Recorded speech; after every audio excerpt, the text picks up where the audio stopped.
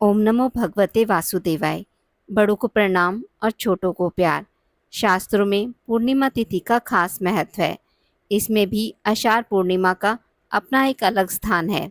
इसे गुरु पूर्णिमा के नाम से भी जाना जाता है। हिंदू धर्म में गुरु पूर्णिमा का विशेष महत्व है। हिंदू पंचांग के अनुसार आषाढ़ मास के शुक्ल पक्ष की पूर्णिमा तिथि के दिन गुरु पूर्णिमा का पर्व मनाया जाता है। धार्मिक मान्यताओं के अनुसार गुरु पूर्णिमा पर गुरुजनों का आशीर्वाद प्राप्त करने से जीवन में सुख समृद्धि की प्राप्ति होती है। इस दिन को व्यास पूर्णिमा के नाम से भी जाना जाता है, क्योंकि इस दिन महर्षि वेद व्यास जी का जन्म हुआ था, जिन्होंने महाकाव्य महाभारत की रचना की थी। पूर्णिमा के दिन पवित्र नदियों में स्नान करने का विशेष महत्व है। ऐसा माना जाता है कि इस दिन पवित्र जल में स्नान करने से सभी पापों का नाश होता है और व्यक्ति को पुण्य फल की प्राप्ति होती है। साथ ही स्नान के बाद दान करने का भी विधान है। इसलिए इस दिन अन्न, वस्त्र, धन या अन्य जरूरी चीजों का दान जरूर करें। आषाढ़ पूर्णिमा के दिन भगवान विष्णु और माता लक्ष्मी की पूजा की जाती है। कई भक्त इस दिन व्रत भी रखते हैं। मान्यता है कि इस दिन व्रत रखने से मन शांत होता है और जीवन में सुख समृद्धि आती है। यह दिन साधना और ध्यान के लिए भी बहुत शुभ माना जाता है। ऐसे में इस दिन ध्यान जरूर करें। ऐसा करने से मन एकाग्र और आध्यात्मिक उन्नति होती है। साल 2025 में गुरु पूर्णिमा का व्रत 10 जुलाई दिन गुरुवार को रखा जाएगा। पूर्णिमा तिथि प्रारंभ होगी 10 जुलाई को सुबह 1:36 पर। पूर्णिमा तिथि समाप्त होगी 11 जुलाई को सुबह 2:06 पर। ऐसे में उदय तिथि के अनुसार 10 जुलाई दिन गुरुवार को आषाढ़ पूर्णिमा का पर्व मनाया जाएगा। आषाढ़ पूर्णिमा व्रत की कथा। एक समय की बात है, द्वापर युग में यशोदा जी ने कृष्ण से कहा, हे कृष्ण, तुम सारे संसार के उत्पन्न करता, पोषक करता तथा उसके संहार करता हो। आज कोई ऐसा व्रत मुझसे कहो जिसको करने से मृत्यु लोक में स्त्रियों को विधवा होने का भय न रहे तथा वह व्रत सभी मनुष्यों की कामनाएं पूर्ण करने वाला हो। श्री कृष्ण कहने लगे, हे माता, तुमने अति सुंदर प्रश्न किया है। मैं तुमसे ऐसे ही व्रत को सविस्तार कहता हूँ। सौभाग्य की प्राप्ति के लिए स्त्रियों को 32 पूर्णमासियों का व्रत करना चाहिए। इस व्रत के करने से स्त्रियों को सौभाग्य संपत्ति मिलती है। यह व्रत अचल सौभाग्य देने वाला एवं भगवान शिव के प्रति मनुष्य मात्र की भक्ति को बढ़ाने वाला है। यशोदा जी कहने लगी, हे कृष्ण, सर्वप्रथम इस व्रत को मृत्यु लोक में किसने किया था, इसके विषय में विस्तार पूर्वक कहो।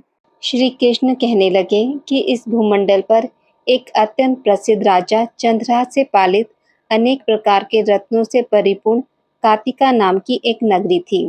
वहां पर धनेश्वर नाम का एक ब्राह्मण रहता था। उसकी स्त्री अति सुशीला रूपवती थी। दोनों ही उस नगरी में बड़े प्रेम के साथ रहते थे। घर में धन धान्य आदि की कमी नहीं थी। उनको एक बड़ा दुख था कि उनके कोई संतान नहीं थी। इस दुख से वह अत्यंत दुखी रहते थे। एक समय एक बड़ा तपस्वी योगी उस नगरी में आया। वह योगी उस ब्राह्मण के घर को छोड़कर अन्य सभी घरों से भिक्षा लाकर भोजन किया करता था। रूपवती से वह भिक्षा नहीं लिया करता था। उस योगी ने एक दिन रूपवती से भिक्षा न लेकर किसी अन्य घर से भिक्षा लेकर गंगा किनारे जाकर भिक्षान को प्रेम पूर्वक खा रहा था कि धनेश्वर ने योगी का यह सब कार्य किसी प्रकार से देख लिया। अपनी भिक्षा के अनादर से दुखी होकर धनेश्वर योगी से बोला, महात्मन, आप सब घरों से भिक्षा लेते हैं, परंतु मेरे घर की भिक्षा कभी नहीं लेते। इसका कारण क्या है? योगी ने कहा कि निसंतान के घर की भीख पतितों के अन्न के तुल्य होती है और जो पतितों का अन्न खाता है वह भी पतित हो जाता है। चूंकि तुम निसंतान हो, अतः पतित हो जाने के भय से मैं तुम्हारे घर की भिक्षा नहीं लेता हूँ। धनेश्वर यह बात सुनकर अपने मन में बहुत दुखी हुआ और हाथ जोड़कर योगी के पैरों में गिर पड़ा तथा अर्थभाव से कहने लगा, हे महाराज, यदि ऐसा है तो आप मुझको पुत्र प्राप्ति का उपाय बताइए। आप सर्वज्ञ हैं, मुझ पर अवश्य ही कृपा कीजिए। धन की मेरे घर में कोई कमी नहीं है, परंतु पुत्र न होने के कारण अत्यंत दुखी हूँ। आप मेरे इस दुख का हरण करें। आप सामर्थ्यवान हैं। यह सुनकर योगी कहने लगे, हे ब्राह्मण, तुम चंडी की आराधना करो। घर आकर उसने अपनी स्त्री से सब वृतांत कहा और स्वयं तप के निमित्त वन में चला गया। वन में जाकर उसने चंडी की उपासना की और उपवास किया। चंडी ने 16वें दिन उसको स्वप्न में दर्शन दिया और कहा, हे धनेश्वर, जा तेरे पुत्र होगा, परंतु वह 16 वर्ष की आयु में ही मृत्यु को प्राप्त हो जाएगा। यदि तुम दोनों स्त्री पुरुष 32 पूर्णमासियों का व्रत विधि पूर्वक करोगे तो वह दीर्घायु होगा। जितनी तुम्हारी सामर्थ्य हो आटे के दिए बनाकर शिव जी का पूजन करना, परंतु पूर्णमासी को 32 जो जाने चाहिए। प्रातःकाल होने पर इस स्थान के समीप ही तुम्हें एक आम का वृक्ष दिखाई देगा। उस पर चढ़कर एक फल तोड़कर शीघ्र अपने घर चले जाना। अपनी स्त्री से सब वृतांत कहना। ऋतु स्नान के पश्चात वह स्वच्छ होकर श्री शंकर जी का ध्यान करके उस फल को खा लेगी। तब शंकर भगवान की कृपा से उसको गर्भ हो जाएगा। जब वह ब्राह्मण प्रातःकाल उठा तो उसने उस स्थान के पास ही एक आम का वृक्ष देखा, जिस पर एक अत्यंत सुंदर आम का फल लगा हुआ था। उस ब्राह्मण ने उस आम के वृक्ष पर चढ़कर उस फल को तोड़ने का प्रयत्न किया, परंतु वृक्ष पर कई बार प्रयत्न करने पर भी वह ना चढ़ पाया। तब उस ब्राह्मण को बहुत चिंता हुई और विघ्न विनाशक श्री गणेश जी की वंदना करने लगा। हे दयानिधे, आपने भक्तों के विघ्नों का नाश करके उनके मंगल कार्य को करने वाले, दुष्टों का नाश करने वाले, रिद्धि सिद्धि के देने वाले, आप मुझ पर कृपा करके इतना बल दें कि मैं अपने मनोरथ को पूर्ण कर सकूं। इस प्रकार गणेश जी की प्रार्थना करने पर उनकी कृपा से धनेश्वर वृक्ष पर चढ़ गया और उसने अति सुंदर आम का फल देखा। उसने विचार किया कि जो वरदान से फल मिला था वह यह है और कोई फल दिखाई नहीं देता। उस धनेश्वर ब्राह्मण ने जल्दी से उस फल को तोड़कर अपनी स्त्री को लाकर दिया और उसकी स्त्री ने अपने पति के कथा अनुसार उस फल को खा लिया और वह गर्भवती हो गई। देवी जी की असीम कृपा से उसे एक अत्यंत सुंदर पुत्र उत्पन्न हुआ, जिसका नाम उन्होंने देवीदास रखा। माता पिता के हर्ष और शोक के साथ वह बालक शुक्ल पक्ष के चंद्रमा की भांति अपने पिता के घर में बढ़ने लगा। भवानी की कृपा से वह बालक बहुत ही सुंदर, सुशील और विद्या पढ़ने में बहुत ही निपुण हो गया। दुर्गा जी की आज्ञा अनुसार उसकी माता ने 32 पूर्णमासी का व्रत रखना प्रारंभ कर दिया था, जिससे उसका पुत्र बड़ी आयु वाला हो जाए। 16वां वर्ष लगते ही देवीदास के माता पिता को बड़ी चिंता हो गई कि कहीं उनके पुत्र की इस वर्ष मृत्यु न हो जाए। इसलिए उन्होंने अपने मन में विचार किया कि यदि यह दुर्घटना उनके सामने हो गई तो वे कैसे सहन कर सकेंगे। अस्तु उन्होंने देवीदास के मामा को बुलाया और कहा कि हमारी इच्छा है कि देवीदास 1 वर्ष तक काशी में जाकर विद्या अध्ययन करे और उसको अकेला भी नहीं छोड़ना चाहिए। इसलिए साथ में तुम चले जाओ और 1 वर्ष के पश्चात इसको वापस लौटा लाना। सब प्रबंध करके उसके माता पिता ने काशी जाने के लिए देवीदास को एक घोड़े पर बैठाकर उसके मामा को उसके साथ कर दिया, किंतु यह बात उसके मामा या किसी और से नहीं कही। धनेश्वर ने सप्तनिक अपने पुत्र की मंगल कामना तथा दीर्घायु के लिए भगवती दुर्गा की आराधना और पूर्णमासियों का व्रत करना आरंभ कर दिया। इस प्रकार 32 पूर्णमासी का व्रत पूरा किया। कुछ समय पश्चात एक दिन वह दोनों मामा और भांजा मार्ग में रात्रि बिताने के लिए किसी गांव में ठहरे हुए थे। उस दिन उस गांव में एक ब्राह्मण की अत्यंत सुंदरी, सुशीला, विदुषी और गुणवती कन्या का विवाह होने वाला था। जिस धर्मशाला के अंदर वह और उसकी बारात ठहरी हुई थी, उसी धर्मशाला में देवीदास और उसके मामा भी ठहरे हुए थे। संयोगवश कन्या को तेल आदि चढ़ाकर मंडप आदि का कृत्य किया गया तो लगन के समय वर को धनुवार्ता हो गया। अस्तु वर के पिता ने अपने कुटुंबियों से परामर्श करके निश्चय किया कि यह देवीदास मेरे पुत्र जैसा ही सुंदर है, मैं इसके साथ ही लगन करा दूं और बाद में विवाह के अन्य कार्य मेरे लड़के के साथ हो जाएंगे। ऐसा सोचकर देवीदास के मामा से जाकर बोला कि तुम थोड़ी देर के लिए अपने भांजे को हमें दे दो, जिससे विवाह के लगन का सब कृत्य सुचारू रूप से हो सके। तब उसका मामा कहने लगा कि जो कुछ भी मधुपर्क आदि कन्यादान के समय वर को मिले वह सब हमें दे दिया जाए, तो मेरा भांजा इस बारात का दूल्हा बन जाएगा। यह बात वर के पिता ने स्वीकार कर ली और उसने अपने भांजे को वर बनने के लिए भेज दिया और उसके साथ सब विवाह कार्य रात्रि में विधि पूर्वक संपन्न हो गया। पत्नी के साथ वह भोजन न कर सका और अपने मन में सोचने लगा कि ना जाने ये कैसी स्त्री होगी।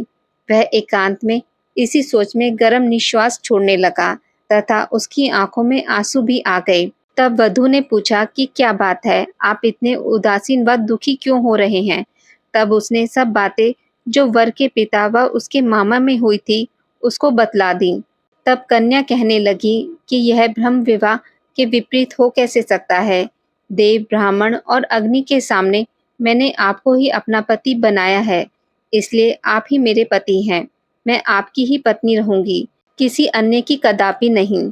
तब देवीदास ने कहा, ऐसा मत करिए, क्योंकि मेरी आयु बहुत थोड़ी है। मेरे पश्चात आपकी क्या गति होगी, इन बातों को अच्छी तरह विचार लो। परंतु वह दृढ़ विचार वाली थी। बोली कि जो आपकी गति होगी वही मेरी गति होगी। हे स्वामी, आप उठिए और भोजन करिए, आप निश्चय ही भूखे होंगे। इसके बाद देवीदास और उसकी पत्नी दोनों ने भोजन किया तथा शेष रात्रि वे सोते रहे।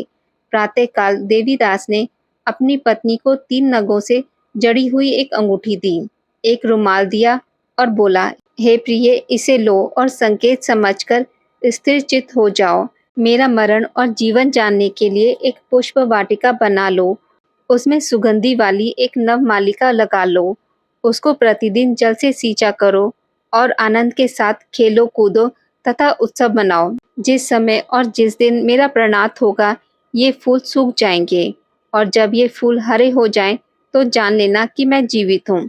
यह बात निश्चय करके समझ लेना, इसमें कोई संशय नहीं है।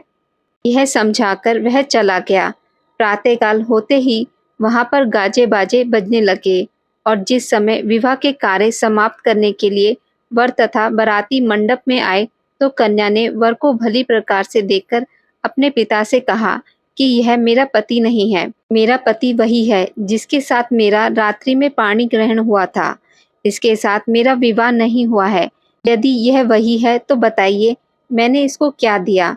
मधुपर्व और कन्यादान के समय जो मैंने भूषण आदि दिए थे उन्हें दिखाएं तथा रात में मैंने क्या गुप्त बातें कही थी वह सब सुनाएं। पिता ने उसके कथा अनुसार वर को बुलाया।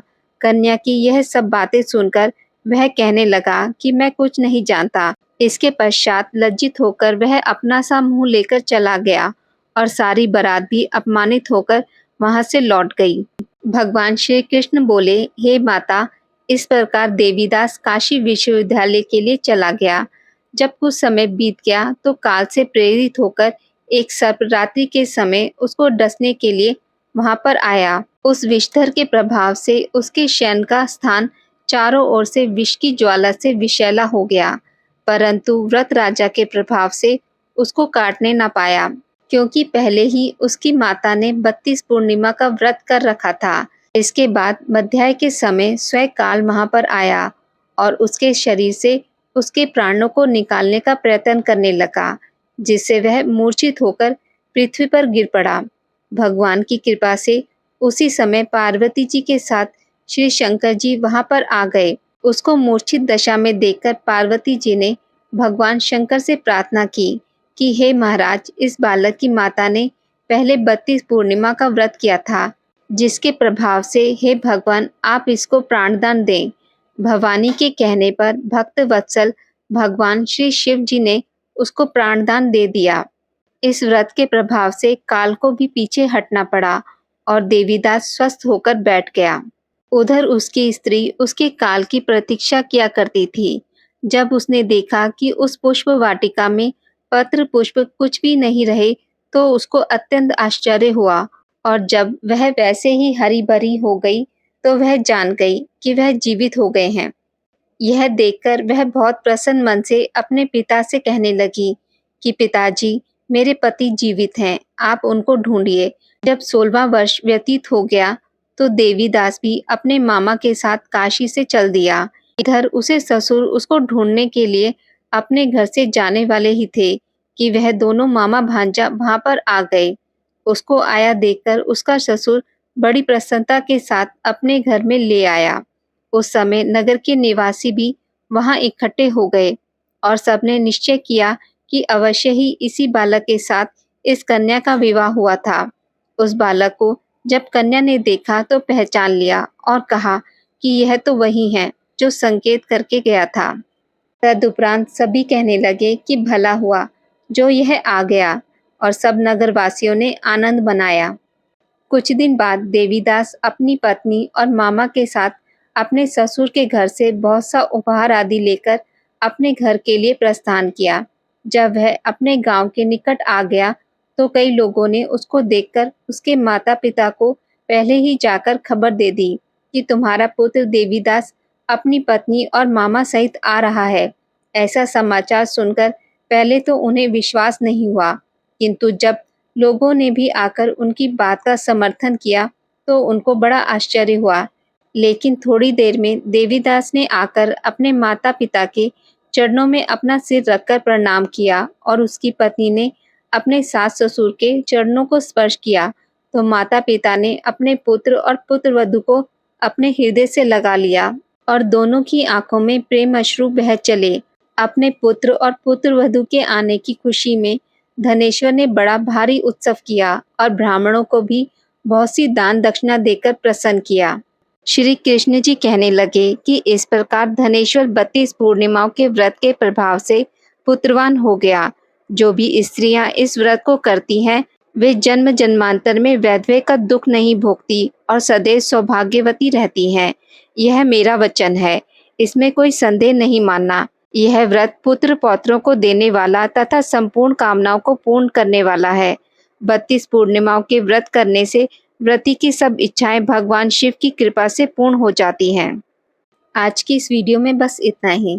मित्रों, अगर आपको मेरी वीडियोस पसंद आती हैं तो उसे लाइक और शेयर ज़रूर करें और पूजा पाठ से जुड़ी जानकारी के लिए मेरे चैनल को सब्सक्राइब करना ना भूलें। धन्यवाद।